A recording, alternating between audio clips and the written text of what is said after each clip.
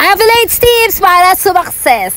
Hello mga bestie, ako po ang inyong pambansang nanay Queen Manili na kapag walang taping, nagla-live selling, nag-unboxing. So for today's video guys, share ko sa inyo ang ilang tips kung paano ko nagsimula maging affiliates and content creator successfully. Yes, sa mga nagsisimula pa lang, kung walang mag-a-approve sa inyo ng free sample, bumili ka bestie. Yes, bumili ka ng sarili mong product or items. Yun talagang gagamitin mo.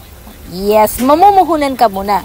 And eventually, kapag dumami na yung mga content na binaggagawa mo, mga video na ina-upload mo, mismong yung, ang tawag nito, yung algorithm ni TikTok, i-deliver ka sa mga brand. At si brand mismo ang lalapit sa'yo, isa-isa, para alukin ka ng free sample nila. Dahil dyan ako nagsimula. And today's video guys, kararating nga nitong yung cage na binili ko para sa dalawang puppy ko. Ayan. Pink ang in-order ko. Murang-mura lang to, 200 sa mga may alaga dyan guys. Para hindi sila pakalat-kalat.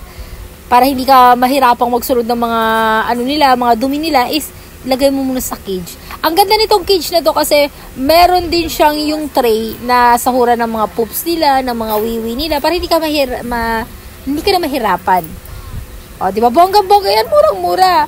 So, ano pang hinihintay mo? Lalagay ko yung link para hindi ka na mahirapan. Check out mo na. And sa mga bagong affiliates dyan, ano pang hinihintay mo? Mag-follow ka and comment. Done. Para follow ba kita? O, diba? Tulungan lang yan. Kung anong binigay mo, ibabalik ni Lord sa'yo. Kaya, ano pang hinihintay mo? Mag-follow ka. Para dumami ang mga followers mo. Receive the blessings. Ayan. More sales. God bless everyone. And check out na.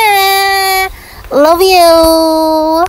I-follow nyo ako sa aking Facebook at YouTube, ha? Love. Kaya, let's go! Try na natin.